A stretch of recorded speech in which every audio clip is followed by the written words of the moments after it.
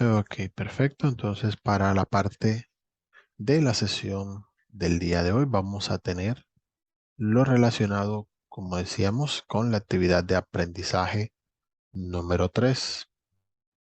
Estén atentos, obviamente, a los contenidos que se van a estar explicando para que de esta manera sea mucho más fácil para ustedes participar en las actividades que vayamos a tener en el curso.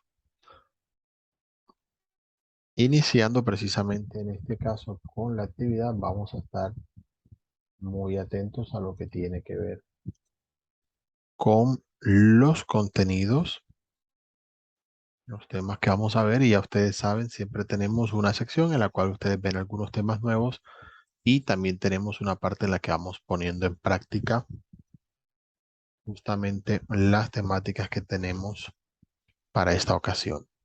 El material de esta semana se llama What's Cooking Good Looking.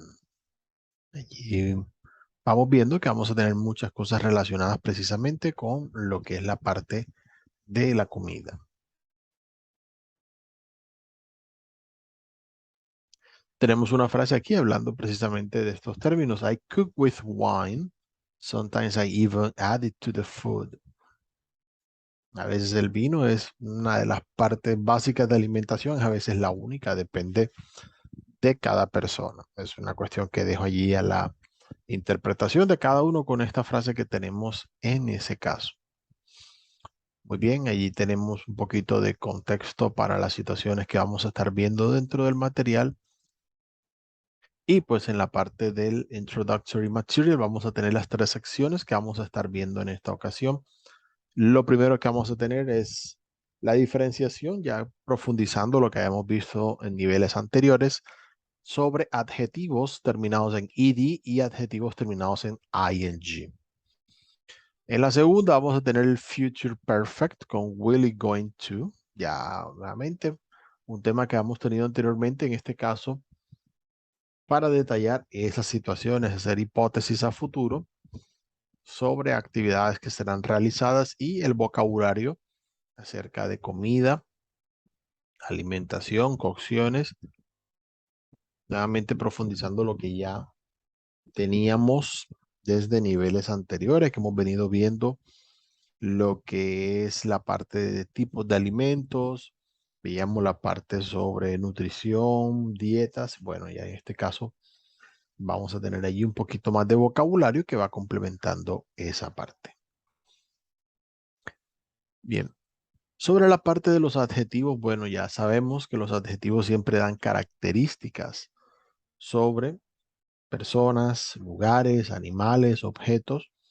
Y en inglés, por cierto, siempre se colocan antes precisamente de la persona u objeto que se refiere en la frase. Entonces hay que estar muy pendientes. Allí tenemos, como vemos, algunos ejemplos, los cuales podemos agregar. Ahora, al momento de hablar de estas distintas características, podemos utilizar diferentes terminaciones en los adjetivos, sean ed o ing, los cuales van a utilizarse de manera similar al resto de adjetivos, pero con un objetivo en específico. Los adjetivos que terminan en ed en inglés se refieren a cómo se siente la persona, cómo se siente el animal, si llega a ser el caso de animales. Los objetos y lugares normalmente no tienen emociones o no expresan sentimientos y por lo tanto no aplicarían para este caso. Las terminaciones que van en ing, y estas sí se pueden referir a objetos, ideas, personas, animales, porque en ese caso las terminaciones con ing se refieren a que la persona u objeto al que referimos está produciendo o causando ese sentimiento.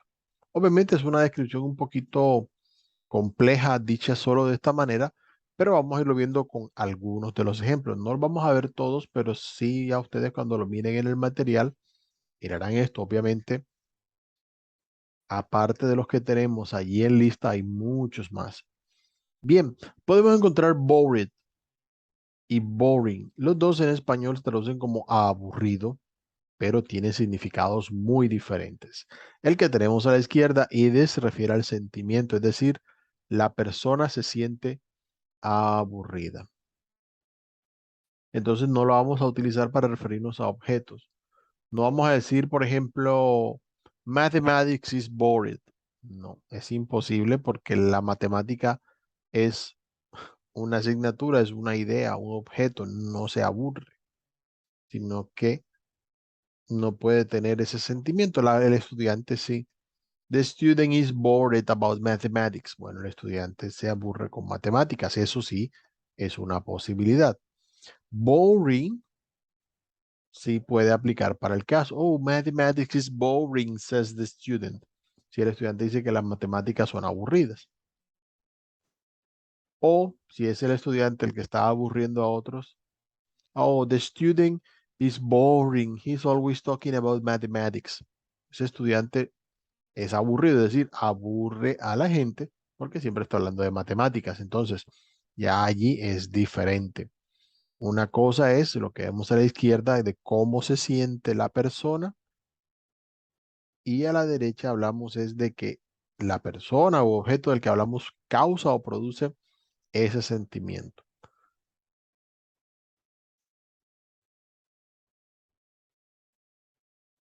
Entonces ya saben, cuando ustedes vayan a expresar el sentimiento, la emoción que tengan, depende de cómo sea el caso, miren bien qué palabra utilizan. No, estoy cansado. Oh, I am tired. Oye, esto que estoy haciendo, esto sí cansa. Well, that is tiring. No, oye, lo que pasó ayer, eso es muy impactante. That's shocking.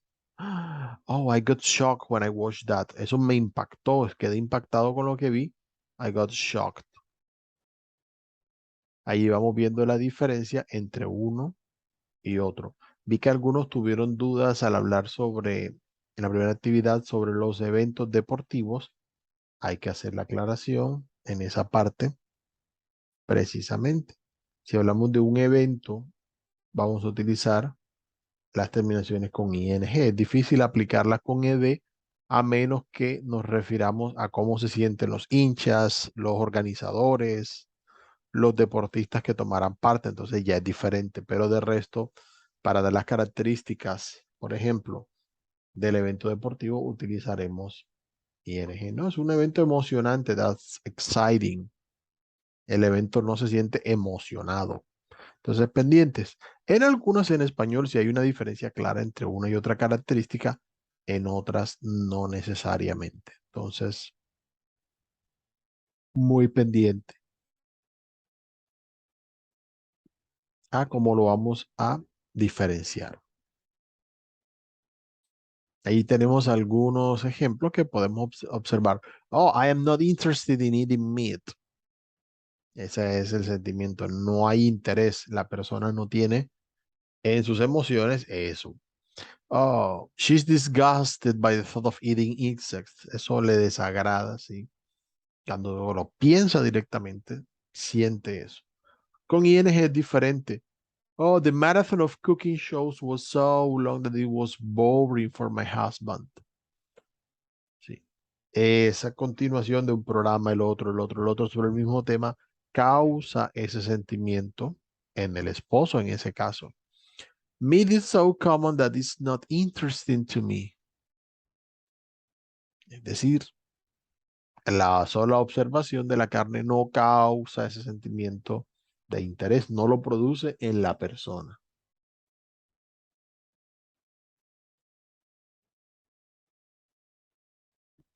Miren que en ese caso es necesario incluir to me, ya que al ser un sentimiento que se produce en alguien más, muchas veces hay que especificar en quién se produce ese sentimiento a causa de lo que el objeto está produciendo. Oh, insects are disgusting to many people. Muchas veces los insectos con su sola presencia causan ese sentimiento de desagrado en las personas, por decirlo de una manera, desagrado, buscar una palabra allí. Entonces, las personas que lo observan dicen, uy, no, un insecto, ni para agarrarlo. Entonces, allí va precisamente esa diferenciación.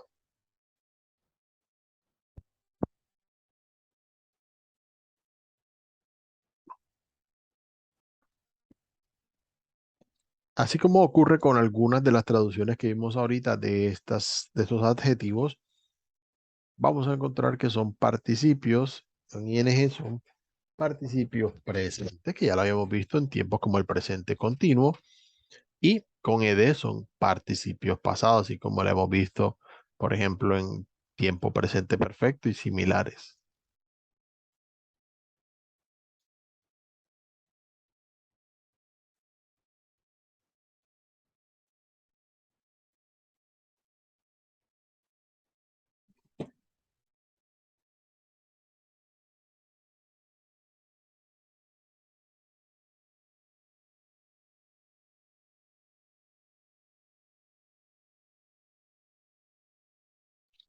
Muy bien, entonces aquí tenemos, por ejemplo, el verbo excite, emocionar. Entonces, si la persona está emocionada, I am excited. Mientras que si el partido, por ejemplo, es emocionante, entonces, oh, the soccer match was so exciting. Entonces ahí hacemos un poquito de diferenciación entre uno y otro.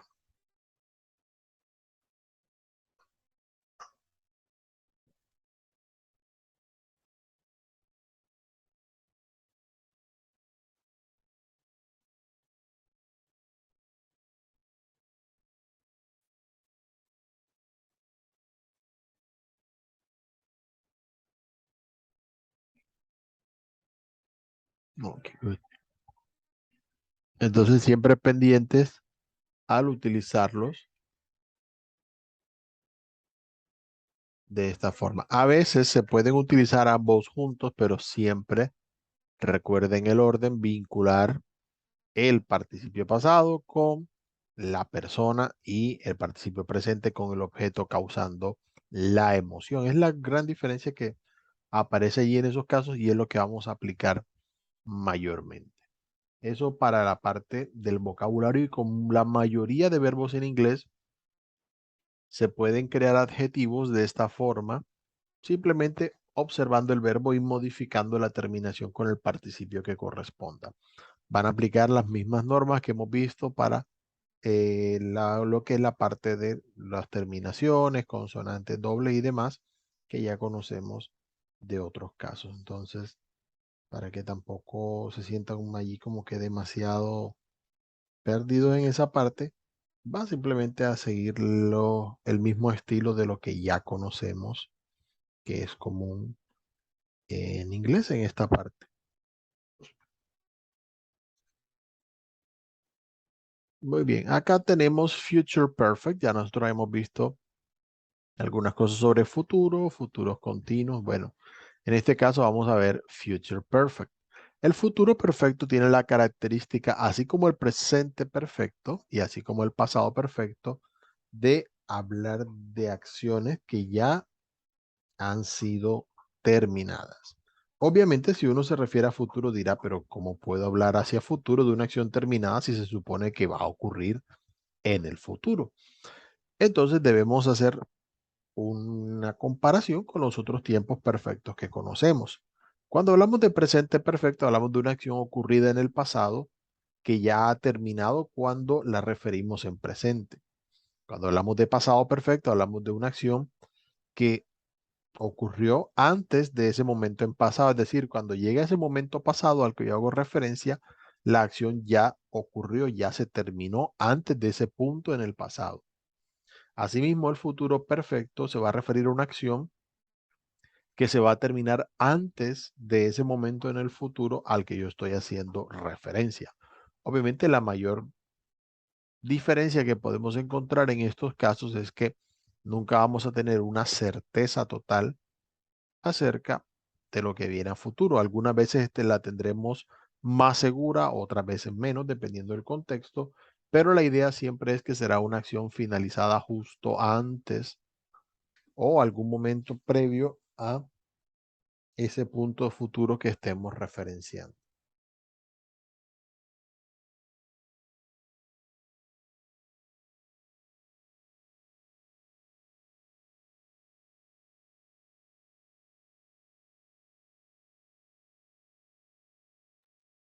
Entonces observemos aquí un ejemplo para tener precisamente la idea de esa parte. Vamos a hablar de una referencia. Por ejemplo, la fiesta inicia a las 9. Yo voy a llegar a la fiesta a las 11. Eso significa que, a menos que pase algo sumamente extraño, al momento de llegar a la fiesta, ya debe tener un par de horas de haber comenzado. Aproximadamente, nosotros sabemos que los tiempos que dan para las fiestas en nuestro país no siempre es el momento exacto en que comienzan. Entonces, por eso es costumbre decir llego después. Supongo que no somos el único país que lo hace, pero bueno, es para colocar un ejemplo. Entonces puedo decir, the party will have started by the time I get there. No tengo seguridad de que así vaya a ser, pero lo más probable es que la fiesta ya haya comenzado para el momento en que yo llego allá. Entonces, se expresa de esa manera, hablando de dos acciones a futuro, donde se supone que hay una acción que ocurrirá previamente a antes de la otra. Para este caso vamos a utilizar nuevamente el will y el going to, como ya los conocemos, con have y obviamente el verbo en participio pasado, porque vamos a utilizarlo de la misma manera que los otros tiempos perfectos, utilizando ese mismo participio. By next February, I will have gotten married. Ya lo tiene allí como en la idea. Si utiliza will en este caso, significa que todavía no ha hecho un compromiso, pero muy probablemente se le va a declarar a la novia y si todo sale bien, organizarán fecha en febrero o antes de febrero. Oh, by the time I get home, my coworker is going to have uploaded all the files to the cloud. Ya el compañero de trabajo está en eso y si todo sigue como se tiene ya planeado y hay un orden de ideas, se supone que los archivos quedarán subidos antes de eso. Oh, she's not going to have finished her report by the end of the week. Definitivamente no le queda suficiente tiempo ya en eso, basados en la experiencia previa, en la extensión del reporte y demás, puede haber seguridad de que no va a ocurrir esa acción. Entonces se utiliza en ese caso going to. Will you have learned enough German to communicate before you move to Berlin? En ese caso ya hay un plazo, aunque no dice un tiempo específico, sí coloca una referencia y es el momento en el que se muda a otra ciudad. Entonces, antes de eso debe ocurrir la otra acción y precisamente como no hay certeza de si va a pasar o no, entonces hacemos la pregunta con will. Amanda is probably going to have reading her thesis by the time her vacation ends.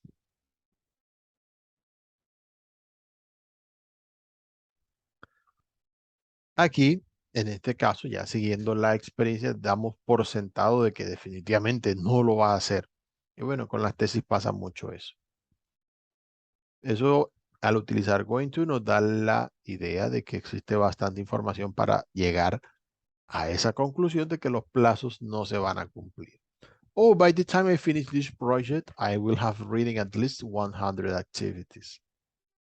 Bueno, la persona tiene una meta, un objetivo, aunque no está del todo seguro de que así sea, espera lograr esa parte.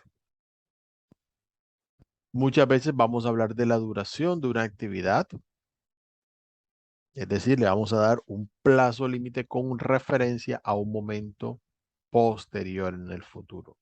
Allí tenemos el ejemplo 2. Digamos la situación. I arrived to Paris today and plan to live in 8 months. Llego hoy, va a estar 8 meses si todo sale bien y luego sale. Puede que se quede, puede que no. Bueno, el futuro es desconocido, pero estamos aplicando los niveles de certeza esperando que las cosas ocurran así como se muestran.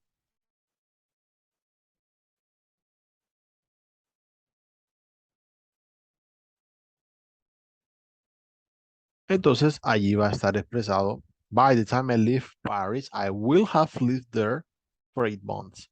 Es decir, Desde el momento que llega hasta el momento en que se vaya, va a pasar ese tiempo y si todo sale bien, pues obviamente ocurrirá de acuerdo a cómo allí se está expresando.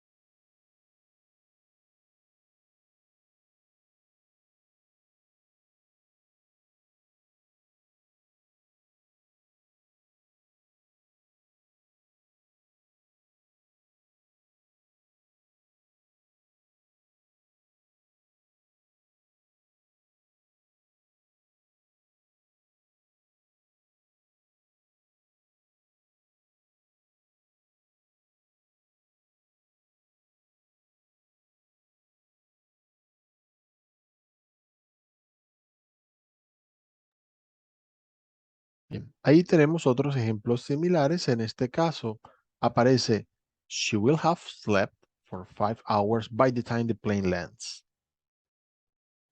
Puede que sí, puede que no, pero es un tiempo que tiene y bueno, si ya sabemos que la persona puede dormir, no todo el mundo lo hace cuando está en viaje, pues obviamente logrará ese objetivo que aparece allí indicado. Sonia will have worn braces for over 3 months by the end of the year. Una vez más nos dan una indicación de una referencia a futuro y bueno, supongo que todavía no se los ha puesto, pero así va a ser en su momento, si todo sale como se espera. Entonces ya será una cuestión de mirar precisamente eh, si la acción ya se tiene. Muy probablemente si ya tiene una cita apartada o demás, y en vez de will yo usaría is going to have worn.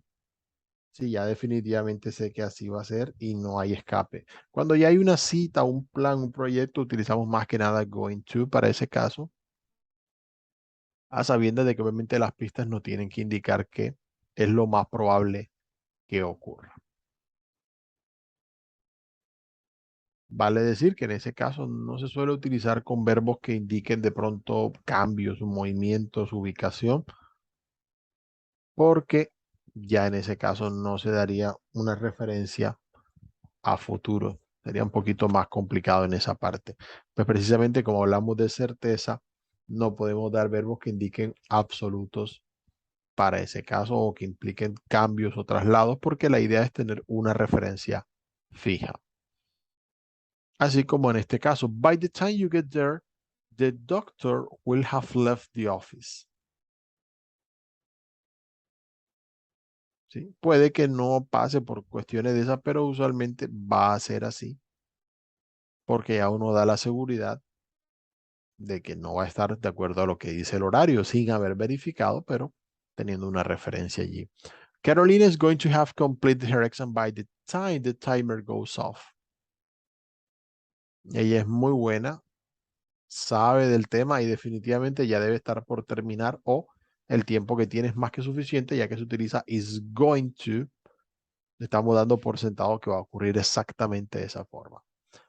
I will have finished eating by the time you arrive. Voy a ir comiendo cuando llegues. Lo más probable es que haya terminado. De pronto no, pero es lo más probable. Entonces, ya para ese momento déjalo así. Probablemente la persona ya está comiendo, entonces le dice, no, no, no vengas, no vengas, ven otro día y almorzamos otro día porque ya yo estoy comiendo. Cuando llegues ya terminé. En español les diríamos, ya habré terminado para cuando tú llegues. Obviamente no es un tiempo que se utilice en todo contexto, por eso tienen unos usos específicos, que es lo que hemos venido viendo en este caso. Hay algunas expresiones que precisamente nos indican esa referencia. Podemos utilizar by. By nos podría traducir como antes de o hasta un momento o para el momento en que. Tenemos varias expresiones en español. En inglés se utiliza by en ese caso para indicar que ocurrirá antes o a más tardar justo en ese momento. I will have finished that report by tomorrow. Yo termino ese reporte a más tardar mañana.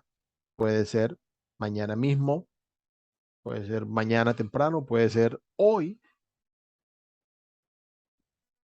Eso dependerá obviamente de las referencias, pero hay un límite que es el que indicamos. Se puede utilizar con hora, by 3 o'clock, por ejemplo, o con una situación que no tiene un momento específico, pero está dentro de un rango de tiempo que nos da la referencia. Por ejemplo, by the time they get home. Ah, ya para ese momento, cuando hayan llegado a la casa. Bueno, entonces, así es como se utiliza en ese caso la expresión. Muy bien, observando las expresiones, ya lo decíamos, vamos a utilizar el auxiliar will y vamos a utilizar la fórmula de los tiempos perfectos, have con participio pasado. También podemos hacer las preguntas, obviamente colocando el auxiliar al inicio de la frase. El resto de elementos, como siempre hemos visto en las frases en inglés, pues queda igual.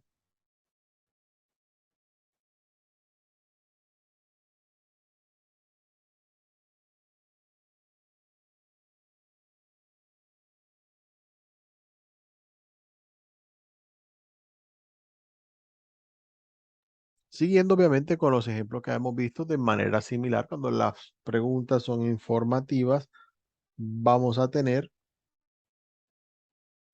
el uso de la palabra interrogativa al principio de la frase para que de esa manera se entienda que la pregunta es abierta. Siempre en la negación, ya nomás haciendo énfasis, algo que sé que ustedes ya saben, se debe colocar la negación al auxiliar que se utilice en ese caso, sea will o sea going to. Y va a quedar el mismo tipo de frase. Lo bueno de esto es que el orden de la frase ya es conocida por nosotros, así que no va a haber mayor problema. Un tema que sí es bueno que repasen es precisamente el uso de los participios pasados. Recuerden que hay verbos que son regulares y otros que son irregulares en sus tiempos pasados. Para esto, siempre doy la recomendación, traten de estudiarlo si tienen muchas dudas, mirando aquellos verbos que tienen terminaciones similares en sus participios pasados. Por ejemplo, eh, get, golden, shoes, chosen, por poner ejemplos de algunos. Los que no cambian, como cut, que quedan iguales, también les van a ayudar. Eh, aquellos que cambian solo una vocal, como drink, que quedan drunk, también es una opción. De mis grupos favoritos de verbos en ese caso, los que terminan en out, como buy, que es both. También entra fight, que es fought. Teach, que es taught. Think, que el participio pasado es thought. Así hay varios similares que se pueden estudiar de manera similar porque entran más o menos en la misma categoría. Entonces eso puede ser de ayuda como una referencia mental precisamente a lo que ustedes ya manejen y pues precisamente les va a ayudar a recordar los verbos trabajándolos por grupos. Es una manera más práctica y obviamente pues usándolos es como más los vamos a recordar. Muy bien, en la parte 3 vamos a tener el vocabulario sobre comidas, como habíamos dicho. En este caso vamos a mirar algunas cosas ya yendo un poquito más en detalle sobre las comidas, porque ya hemos visto vocabulario sobre alimentos, sobre dietas y demás, como decíamos en los distintos niveles que hemos venido teniendo. En este caso vamos a mirar al respecto de sabores, texturas y demás. En cuanto a los sabores, pues bueno, cada quien con su definición, pero normalmente tendremos sour flavor, lo que es ácido.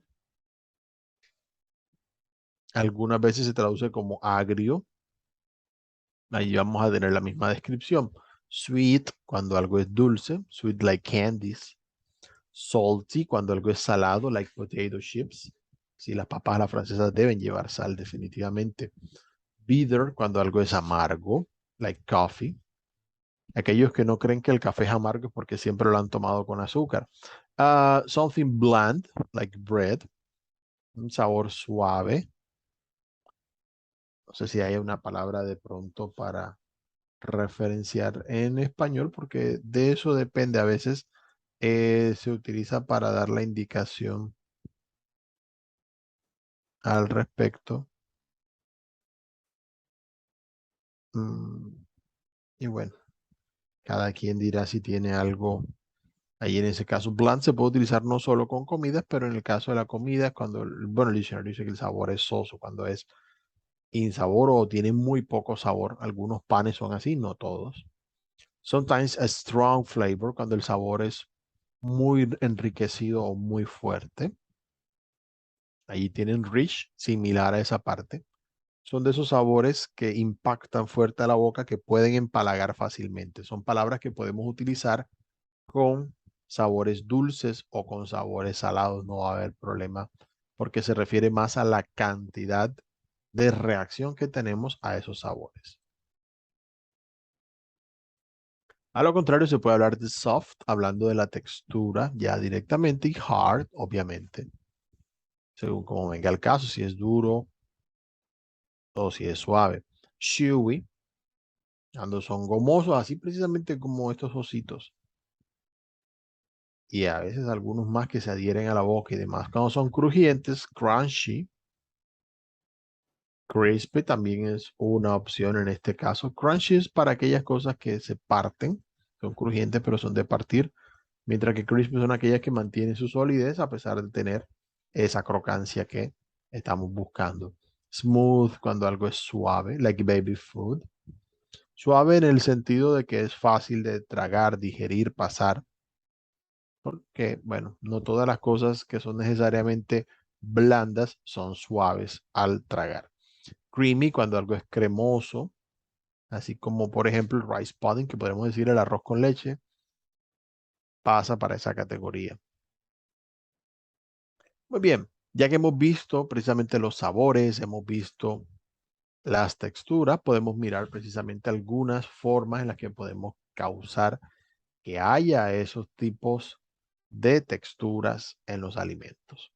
Entre las formas que hay para preparar y para cocinar, tenemos boil, que es para hervir algo, grate, para rallarlo, tenemos chop, para picar las cosas, slice, cuando se pueden cortar en rodajas. Si van a la parrilla, se utiliza grill. Ese término es un poco más conocido para aquellos que de pronto van a restaurantes. Fry, para lo que se pueda fritar. Peel, para lo que requiera pelarse.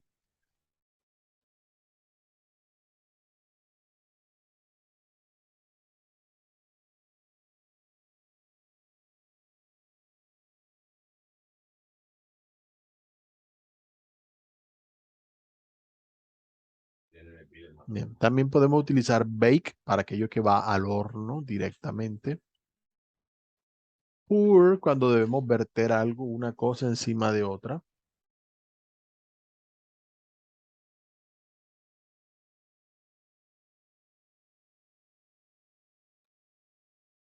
Vamos a tener spread cuando hay que esparcir alguna cuestión. Mix si requiere mezclar. Roast si lo vamos a pasar al horno. Bien, stir cuando hay que mezclar y steam cuando debe ir al vapor. Esto es muy común con verduras, con algunas carnes. Beat para batir directamente las cosas. Ah, ¿qué otro teníamos por acá? Bueno, tenemos cook, cocinar en general. Carve cuando debemos quitar o cortar las partes, especialmente cuando hay huesos y demás que debemos hacer presas. Melt para derretir, así como se hace el chocolate en algunas recetas. Squeeze cuando hay que, en este caso,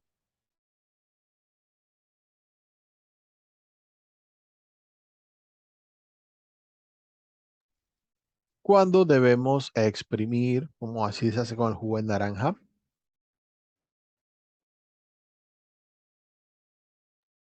To salt cuando debemos saltear. Sprinkle si hay que esparcir algo, especialmente el azúcar, la pimienta, la sal. Cut, simplemente cortar. Knead para amasar, esto va combinado ya con algunas otras cosas. To sift, cuando hay que cernir alguna cuestión, pasarla por un tamiz. And finally to serve, servir la comida.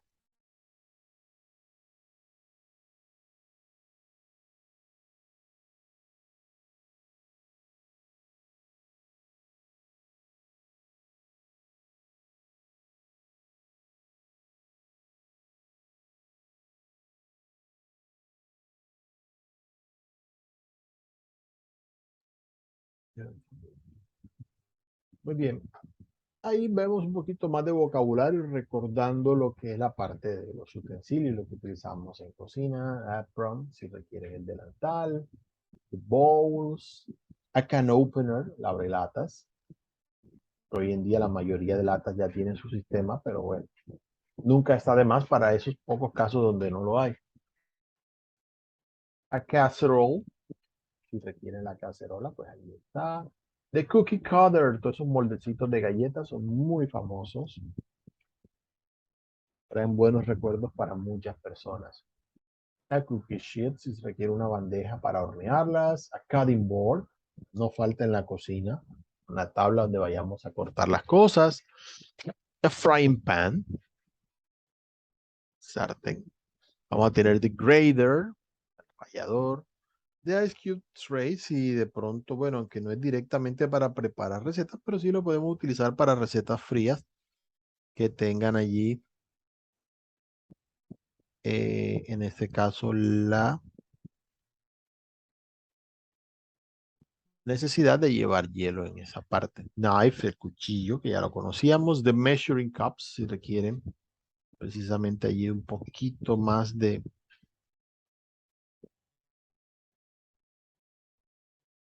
referenciación.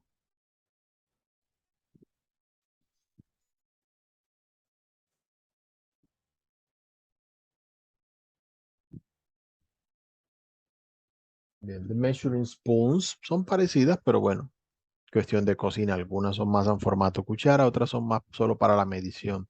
A muffin tin, ese molde que utilizamos para hacer los pastelitos, los cupcakes, los muffins y recetas similares. Usualmente metálico, por eso se habla de muffin tin. Tin siempre se refiere a esa lata donde colocamos las cosas. Oven mitts, usualmente en plural, porque normalmente hay más de uno, aunque no sé, mucha gente solo usa uno por algún motivo, pero sí, esos guantes para el horno son muy útiles. The peeler, the pie plate, la base para hacer pies, para postres. La olla, pot, claro que sí. The pot holder, siempre tenemos un trapito de cocina que hace las veces, pero bueno, para agarrar todo.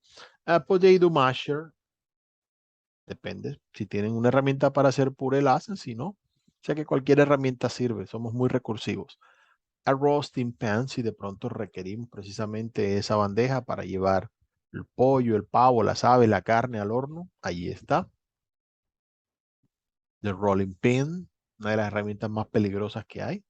Siempre la tienen como referencia, pues, para cuando el hombre llega tarde a la casa. Bien, the serving spoon, la cuchara de servir, que es más grande.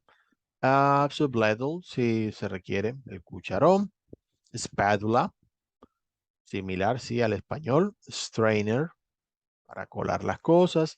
De whisk, esa batidora de mano que son muy comunes todavía en algunas recetas.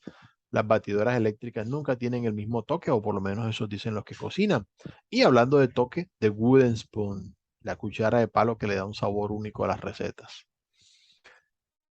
Muy bien, cuando vayamos a mirar la parte de los métodos de preparación, aquí ustedes podrán repasar precisamente todo este vocabulario y les van a dar algunos ejemplos sobre cómo hacer medidas y cómo hacer recetas. Tengan en cuenta cuando se dan instrucciones, siempre se empieza colocando el verbo al principio para dar la instrucción en ese caso. Entonces es bueno que vayan observando el vocabulario y ahí va poniéndose en práctica precisamente en la receta. Al final de la receta puede ser stuffed, puede ser rellena, puede ser in sauce, si viene en salsa, grill o marinated, si va precisamente a la parrilla, si va marinada, poached, tenemos mash también, baked, si decíamos va al horno, pan fried, si va freída en aceite, en una sartén, tenemos pickled también para los encurtidos, ahí está la palabra, smoke, si va ahumado, muy buen sabor que toma a largo plazo. Deep fried cuando es totalmente frita y usualmente lleva apanado o demás. Para ese caso, en syrup, como las mermeladas. Dress cuando lleva alguna salsa adicional, eso más que nada para ensaladas. Cured cuando es madurado, steamed cuando es al vapor. Entonces eso como viendo allí, ampliando un poco el vocabulario. Algunos términos los hayamos visto en niveles anteriores, pero nunca está de más complementarlos. En la contextualización vamos a tener una breve presentación que vamos a poder escuchar sobre la gente de San Basilio de Palenque y sus tradiciones culinarias. Entonces, allí podemos hacer clic para escuchar el audio y lo podemos ir leyendo al mismo tiempo. Luego en la comprensión vamos a tener dos ejercicios que van a ir relacionados con este audio. En el primero vamos a tener preguntas de true or false, falso o verdadero, sobre lo que hemos escuchado al respecto de San Basilio de Palenque. Y en el ejercicio B vamos a tener algunas preguntas en las que podemos escoger cuál es la respuesta correcta de acuerdo a lo que hemos entendido en ese audio. Pasamos a los ejercicios de práctica. En la práctica 1 vamos a tener 6 secciones. En la primera de ellas vamos a colocar algunas frases que se van a ir completando con el adjetivo correspondiente. Recuerden diferenciar los adjetivos con ed y con ing para que lo puedan hacer correctamente. El ejercicio B les va a permitir enlazar las imágenes de algunas comidas con las texturas que normalmente tienen. Hacer un poquito de memoria con las que conozcan y obviamente van a ir vinculando allí todos los sabores y texturas que corresponden. En esta vamos a cambiar los verbos un poquito para el ejercicio C, colocándolos, como ya vimos, en Future Perfect. Así que recuerden las expresiones que ya vimos en ese caso. Para el ejercicio D vamos a tener una historia sobre una mudanza y un estudiante que requiere aprender a cocinar. Vamos a utilizar algunas de las palabras que están ahí arriba. Recuerden mirar el orden para referirnos a lo que siente la persona y otra para las emociones que se causan en ese caso. El ejercicio E, por su parte, nos va a permitir enlazar acciones, actividades relacionadas con comida y vamos a dibujar la rayita hasta donde consideremos que debe ir. Cuestiones de gusto para cada caso y luego al final verificamos que haya quedado correcto. Para el ejercicio F, vamos a tener una receta en la cual vamos a completar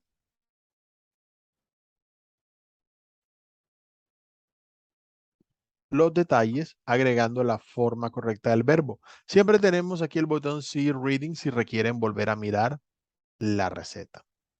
Pasando a la segunda sección de práctica tendremos 3 ejercicios, el primero de los cuales va a ser una entrevista que sale en un podcast de cocina.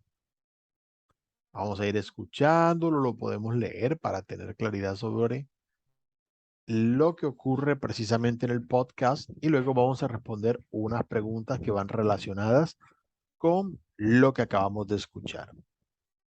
El B les va a colocar un clip que en este caso es sobre un show de cocina y tendremos algunas preguntas que vamos a poder responder siguiendo como referencia precisamente las indicaciones que allí se dan. Recuerden el vocabulario que tuvimos. Pueden volver al botón See Reading si requieren mirar las palabras y vayan usando esas palabras para completar las distintas frases que aparecen en las instrucciones sobre la receta.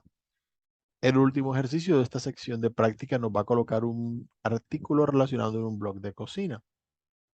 Es un movimiento culinario revolucionario. Bueno, es bueno leer sobre distintos métodos relacionados al respecto y luego responderemos algunas preguntas para verificar la comprensión sobre este tema. Para la práctica de pronunciación vamos a tener en la primera sección una transcripción de palabras de las que acabamos de ver en vocabulario. Verifiquen la pronunciación y luego escriben en el cuadro cuál es la palabra que se puede pronunciar en cada caso. El ejercicio B nos va a dar algunas frases que podemos precisamente enlazar con una de las dos opciones. Miremos bien qué aparece en cada imagen y podemos decir cuál de las dos imágenes corresponde. Miren bien la palabra que aparezca referenciada con su pronunciación para que les sirva de guía. Aquí la pueden escuchar haciendo clic en el botoncito de play que aparece allí al lado. Y el ejercicio C, como ustedes ya saben, va a ser el que nos va a ayudar con la entonación, así que seleccionaremos en cada uno de los casos con el cambio de entonación que se da qué tipo de intencionalidad estamos encontrando en ese caso.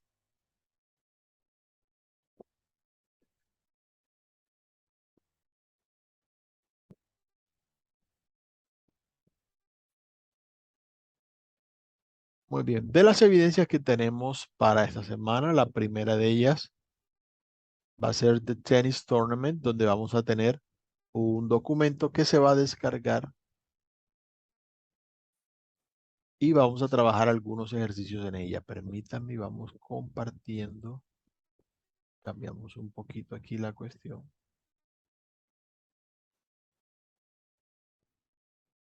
Hacia esta app, este programa. Y aquí lo vamos a tener en The Tennis Tournament. Vamos a tener tres secciones. En el primero vamos a mirar precisamente un sitio web oficial para tener la información al respecto.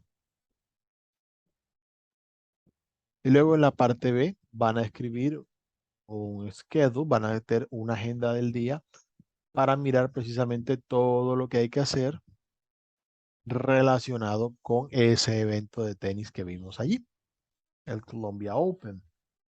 Por último, en esta parte van a hacer una invitación indicando el plan. Ya teniendo todas las actividades en orden, pueden hacer un mensaje en el que inviten a otra persona a participar precisamente.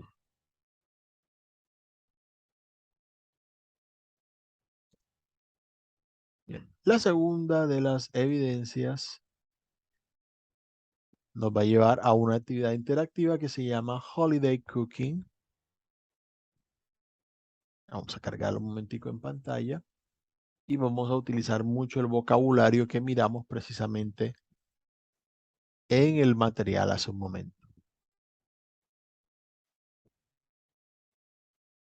Para cada uno de los casos vamos a ir haciendo clic en las distintas tazas y luego vamos a buscar la, en la receta, mirar los artículos que correspondan en ese caso. La tercera evidencia se llama What will have happened by then? Y en ella vamos a tener un archivo con el que vamos a trabajar. Vamos a abrirlo un momento y lo compartimos por acá.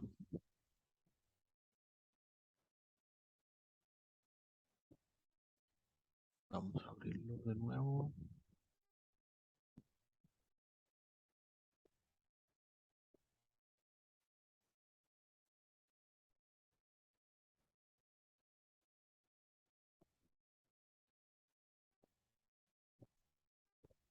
Un momento.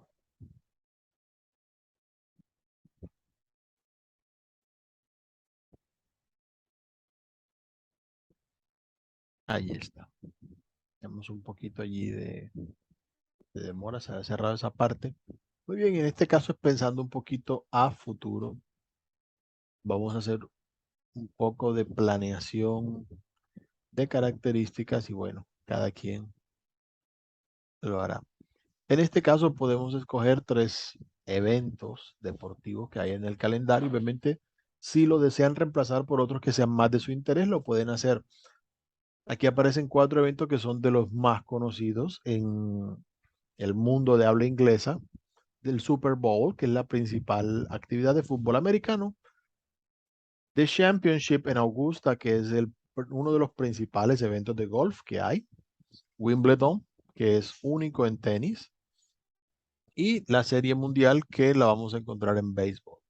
Si lo quieren reemplazar por eventos similares, también lo pueden hacer. Obviamente no hay no hay mucho problema con esa parte. Vamos a indicar cuáles eventos se pueden tener en ese momento y qué va a ocurrir hacia allá.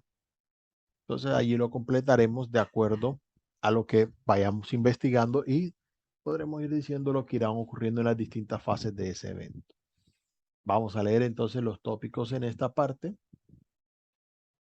para la sección B y vamos a pensar ya específicamente sobre, en un evento particular, cómo se podría planear, digamos, los eventos a futuros. Entonces vamos a realizar en la parte B, aparte del documento que tenemos ahí en pantalla, enviado ya con el escrito realizado, una grabación en la que vamos a indicar, ya que estamos planeando a futuro, utilizando el Future Perfect, para indicar qué cosas tenemos planeadas ya que van a ocurrir hoy en la noche o antes de la noche, para la semana, para su cumpleaños y a futuro, de aquí a unos años, qué cosas van a cambiar, qué cosas van a ser diferentes en su vida o por lo menos que están dentro de sus expectativas. Entonces, de esa manera se realizarían las evidencias que van relacionadas con la actividad de aprendizaje número 3.